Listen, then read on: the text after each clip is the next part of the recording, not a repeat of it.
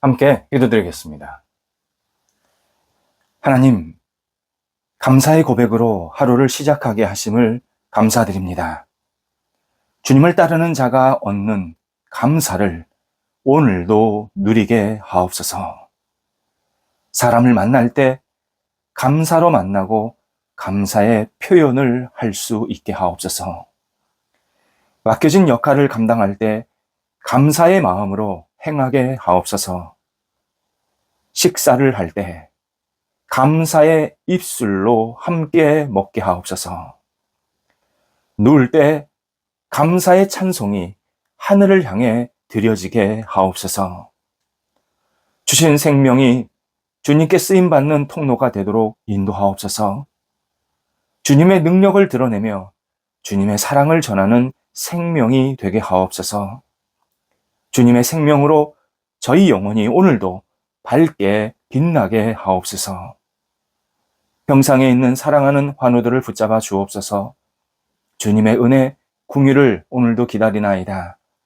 성령이여 역사하셔서 가정에서 가료하시고 병원에서 진찰과 치료와 재활을 현하는 모든 환우들에게 오늘도 임하여 주셔서 회복의 역사로, 은혜의 역사로, 나아짐의 역사로 채워지도록 함께 하옵소서. 어떤 시간이든지 주님을 놓치지 않게 하시고 하나님과 동행하면서 영혼의 치유, 육체의 치유가 같이 나타나게 하여 주시옵시며 주님을 바라볼 때에 세상에서 얻을 수 없는 하나님의 따뜻하고 거룩한 손길을 우리 환우들이 마음껏 누리도록 인도하옵소서. 옆에서 기도하시는 가족들을 붙잡아 주셔서 강건케 하시고 여러 가지 역할들을 감당하기 어려움이 없도록 영혼에 희망을 주시고 모든 여건들을 선하게 주장하여 주옵소서. 자녀들을 주님 온전히 주 앞에 내어 맡깁니다. 하나님의 자녀들, 하나님의 사람들이오니 주님께서 한 발자국 한 발자국 이끌어 주셔서 하나님을 영화롭게 하게 하시고 주의 뜻을 이루는 믿음의 자녀들 되게 하옵소서.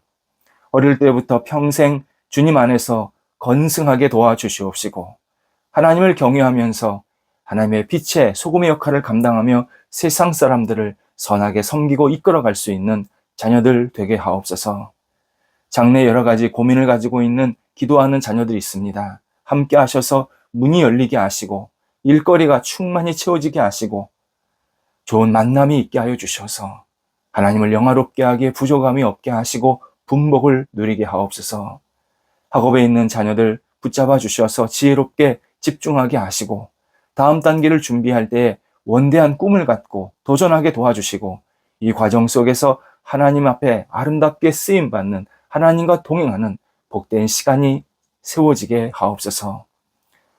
수능을 앞두고 있는 자녀들을 붙잡아 주셔서 이제 2달 조금 더 남은 이 기간이 하나님께 영광되게 하시고 잘 마무리되게 하여 주시옵시며 건강 지켜주셔서 흔들림 없이 잘 감당할 수 있도록 인도하옵소서. 좋은 결실이 맺히게 하옵소서. 하나님께 어린 영혼들을 매우 맡깁니다.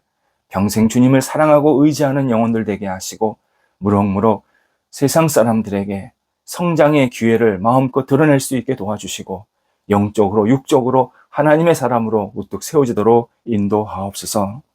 일터를 붙잡아 주옵소서. 우리 성도들의 일터가 오늘도 주 앞에 구별되기를 간절히 원합니다.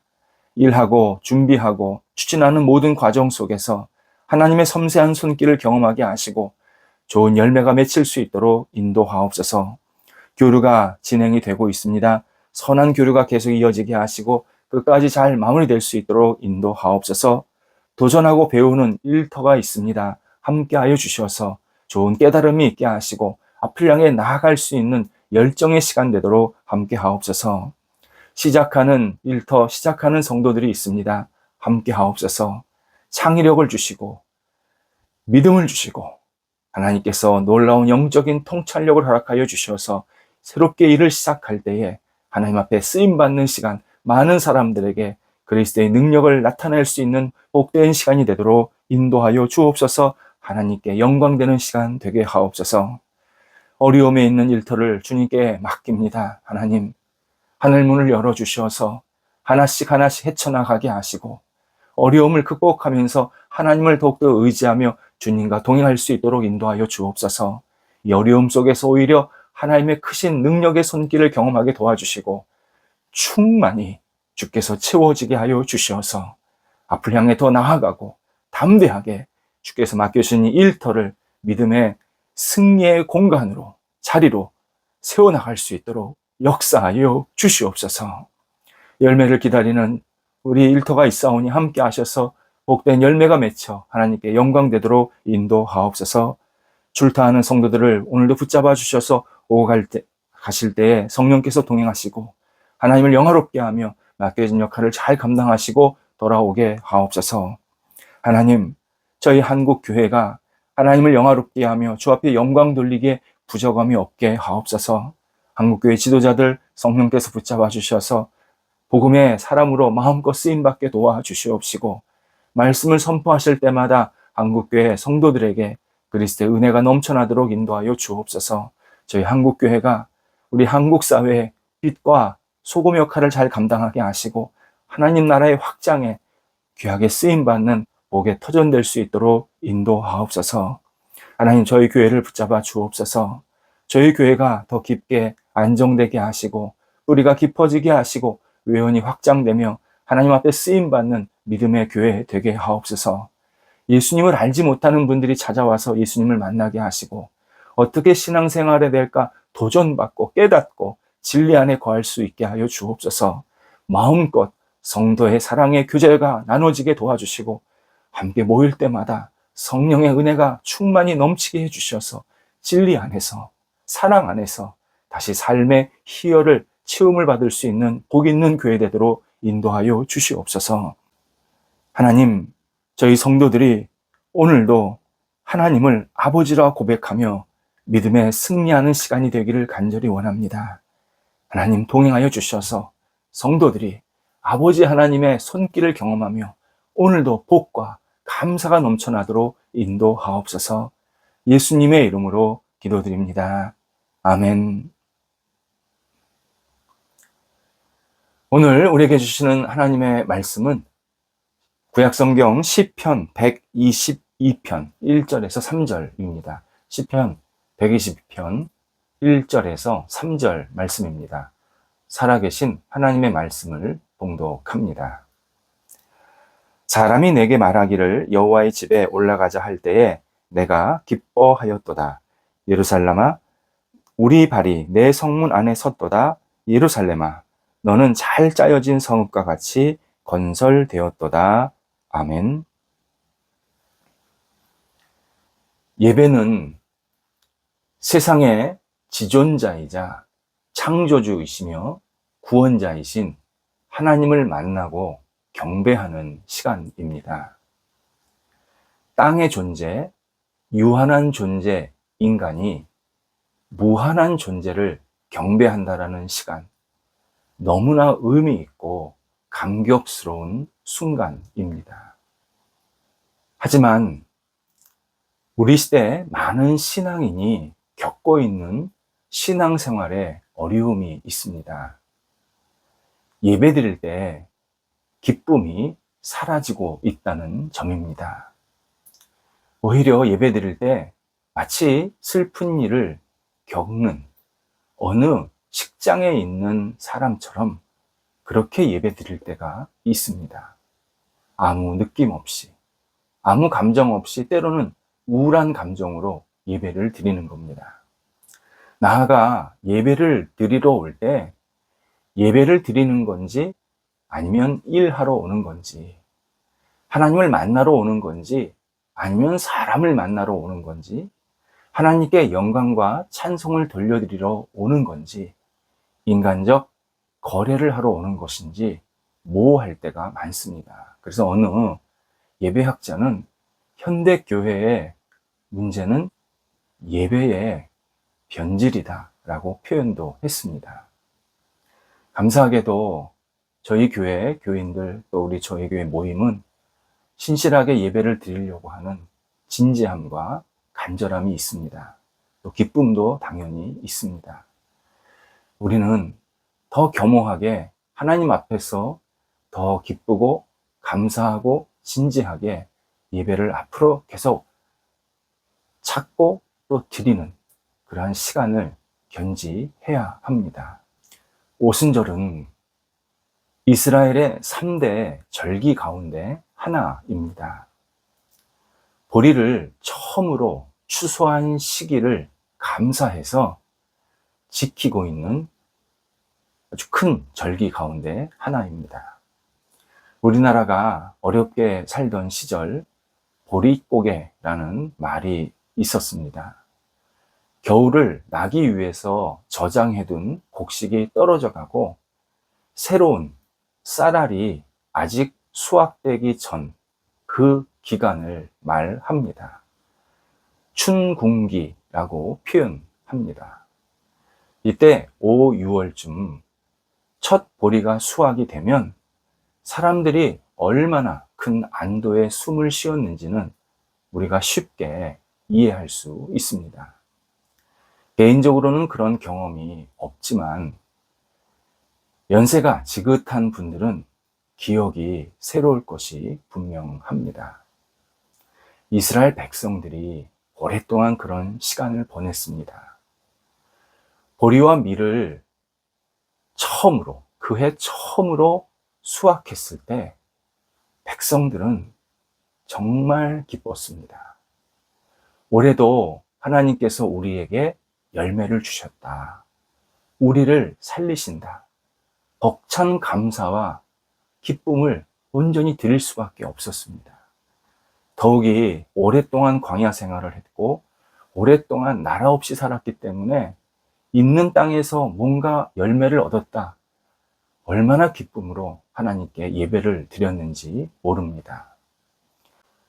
오늘 본문에서 신앙인이 고백하는 내용이 이런 배경입니다.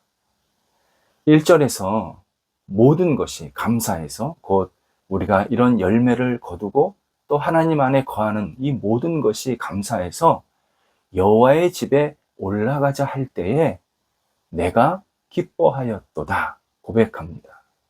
여호와의 집에 올라가자. 우리 예배드리러 성전으로 가자라고 주변 사람들이 이야기할 때 신앙인이 너무 행복하고 기뻤다. 그렇게 고백합니다. 감사 예배를 드릴 수밖에 없었고 그 감사 예배를 드리러 성전으로 향하고 있을 때 그때 자신의 마음이 너무 간절했고 기대감이 있었고 기쁨으로 하나님을 만나고 싶었다라고 고백합니다. 그래서 예루살렘이 오늘 잘 짜여졌다 그렇게 본문에 설명이 되어 있는데 이 예루살렘이라는 것은 결국 예루살렘에 있는 성전을 말합니다. 그러니까 예루살렘 성전을 향해서 갈 때마다 너무 마음이 벅찼다. 기대감 충만했고 기쁨으로 가득 채워졌다. 이렇게 고백을 합니다. 사도 누가가 쓴 성경이 사도행전이라고 말씀을 드렸는데 그 사도행전 2장에 의하면 처음 그리스도인들이 성령을 받게 됩니다. 그래서 교회가 시작이 되는데 그 시기가 오순절입니다. 그렇게 많은 시기가 있는데 오순절에 성령께서 교회가 처음으로 세워지고 시작하게 하셨다. 굉장한 의미가 있습니다. 그리고 교회가 세워졌을 때 성령께서 신앙인들에게 아주 의미 있는 아주 중요한 일을 하도록 이끌어 주셨는데 그냥 자기들이 그러니까 처음 신앙인들이 어떤 일을 하겠다고 계획한 게 아니라 성령을 받고 나서 자연스럽게 아주 중요한 일을 하게 되었는데 그 일이 예배였습니다. 사도행전에 보면 교회는 예배를 드리기 위해 계속 모인 모임입니다. 처음 교회는 지극히 작고 초라한 장소에서 모여서 예배를 드렸습니다. 하지만 예배 안에서 성도들은 저 높고 드넓은 하늘에서 누리는 장엄한 기쁨을 만끽했습니다. 그 기쁨을 경험했습니다. 처음 신앙인들의 예배는 기쁨이 충만한 시간이었습니다. 또 예배 시간에 있었던 성찬, 이 성찬을 나누면서 그리스도가 주시는 용서, 사랑, 생명, 그리고 부활의 기쁨을 누렸습니다. 성찬은 또 하나의 예배 안의 축제였습니다. 비록 예수 그리스도께서 십자가에 죽으셔서 우리를 위해서 죄를 용서해 주시고 또 다시 부활하신, 정말 예수님의 십자가를 생각하면 우리 마음이 뭉클하는 시간이지만, 그 십자가를 기념해서, 예수 그리스도의 죽음을 기념해서 주님께서 주신 이 몸 그리고 보혈을 나누는 시간, 이 성찬은 성도들이 너무나 감격하고 내가 어떻게 살아야겠다 목적이 분명해지고 다시 하나님의 사랑 안에서 충만한 기쁨을 채우는 복 있는 축복의, 그리고 축제의 시간이었습니다. 당시 일반 사람들은 우상 숭배를 통해서 즐거움을 찾았습니다. 특히 로마 사람들 경기장에서 사람과 사람이 죽을 때까지 결투하는 모습을 보면서, 사람이 맹수와 맞서서 싸우는 모습을 보면서 거기에 돈을 걸면서 그렇게 잔치와 즐거움을 찾으려고 했습니다. 그러나 그리스도인은 교회에서 예배와 성찬, 그리고 사랑의 교제를 통해서 기쁨을 만끽했습니다. 그래서 루터 같은 경우는 이 처음 교회에서 있었던 예배를 웃음의 예배, 웃음의 부활, 부활에 참여하는 시간이라는 표현을 사용해서 이때 예배가 우리가 다시 회복해야 할 예배라고 그렇게 설명하기도 했습니다. 그리스도인이 예배를 드리면서 우리 자신이 부활할 것을 기대하면 영원히 기쁘지 않을 수가 없었다. 이 당시 처음 신앙인들의 그 마음을 대변해 주었습니다. 예배를 기쁘게 드려야 할 이유 또 하나 있습니다. 성경에 나오는 예배는 예술성, 음악성, 신미성, 곧 아름다움을 추구하는 것, 또 문학성 등이 매우 강조되어 있습니다. 예를 들어서 출애굽기 35장에서 하나님은 예배드리는 장소인 성막을 만드는 사람들, 보통 장인 또는 어떤 전문가들, 그들에게 하나님의 능력과 은사를 부어 주십니다.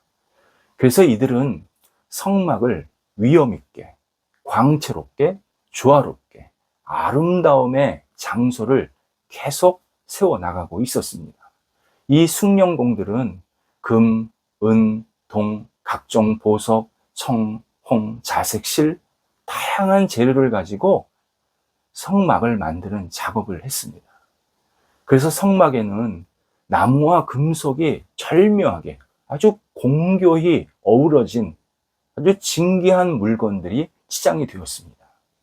제사장에 예배 드릴 때 드리는 옷은 권위와 아름다움이라는 두 마리 토끼를 다 잡았습니다.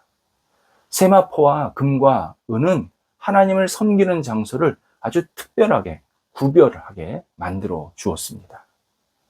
훗날 솔로몬이 더 멋진 예배 장소, 성막은 움직이는 것이고, 나중에 솔로몬은 예루살렘의 특정 장소에 아주 고착된 예배 장소를 만들게 됩니다. 역대상 29장에서 성전은 금은동은 기본이고 철, 나무, 마노아, 그리고 터키석이라고 그러지 않습니까? 대리석, 다양한 보석과 돌들로 지었습니다. 거기에 예배 시간에 불렀던 찬양의 가락, 곡조, 가사, 그리고 악기는 최고의 예술이자 문학이었습니다. 그것이 시편에 다양하게 소개가 되어 있는데, 당시는 악기가 매우 드물던 시대, 그것을 연주할 수 있는 사람도 많지 않았던 시대인데, 오직 예배를 위해서 악기가 동원이 되고 그것을 마음껏 연주하고 또 같이 찬양하고 놀라운 은율과 곡조로 하나님을 노래합니다. 그래서 백성들 반응이 역대상 7장에 나오는데 이스라엘에 베푸신 은혜로 말미암아 기뻐하며 마음에 즐거워하였더라 라고 설명하고 있습니다. 물론 예배 장소가 천국 아닙니다. 예배 장소가 아름답게 꾸며지고 아주 화려하고 멋지게 꾸며져야 거기서 진짜 예배가 이루어진다. 천만에입니다. 전혀 그렇지 않습니다. 다만 왜 예배 장소를 그렇게 꾸몄을까? 기쁘고 신실하게 올바른 예배를 드리기 위해 우리 신앙의 선조들이 얼마나 집중하고 정성을 들였는지 우리는 확인해야 합니다. 그렇다면 우리에게 적용할 수 있습니다. 우리가 현재 예배드리는 교회는 예수님이 함께 하시는 형언할 수 없는 아름다운 장소입니다. 내가 멋지게 꾸며서 아름다운 게 아니라 예수님의 이름으로 모인 우리가 예수님을 경배하려고 하는 그 마음이 있을 때 아름다운 장소가 됩니다. 우리가 드리는 찬양, 그리고 하나님께서 주시는 진리의 말씀을 세상에서는 쉽게 만날 수가 없습니다. 오직 예배드리는 곳에서만 만납니다. 성경 표현으로 하자면 홍보석, 청보석, 백옥, 금, 은, 이 진귀한 천국에서나 볼 수 있는 아주 소중한 최고의 보물이 우리가 예배드릴 때 계속 만나고 경험할 수 있는 겁니다. 이때 핵심이 기쁨으로 예배당을 채워야 합니다. 기쁨으로 예배를 드려야 합니다. 기쁨으로 주님을 만나야 합니다. 두 번째, 사도 누가, 그러니까 누가복음이 우리에게 알려주는 신앙인이 가져야 할 성품, 예배드리는 기쁨입니다. 예배드리는 기쁨이 예배당 안에 채워질 때 그 예배당은 천국의 예배당입니다. 최고의 예배당이고 하나님께 아름답게 드려지는 예배당입니다. 기쁨이 사라지면 예배 없습니다. 기쁜 예배가 없으면 교회도 없습니다. 예수 그리스도는 기쁜 마음으로 우리가 드리는 기쁨의 예배를 받아 주십니다. 기도하겠습니다. 하나님, 저희가 기쁨의 예배를 드리는, 예배 드리는 기쁨이 있는 하나님의 사람들이 되게 하옵소서. 모일 때마다 예배에 즐거움과 감사함과 그리고 만족감이 넘쳐나게 해주셔서 예배 속에서 하나님 앞에 영광되게 하시고 기쁨의 영혼으로, 기쁨의 마음으로 주님 앞에 산 제물을 드리는 복 있는 예배 되게 하옵소서. 예수 그리스도의 마음을 닮아 기쁨의 예배로 주님을 영화롭게 하게 하옵소서. 예수님의 이름으로 기도드립니다. 아멘.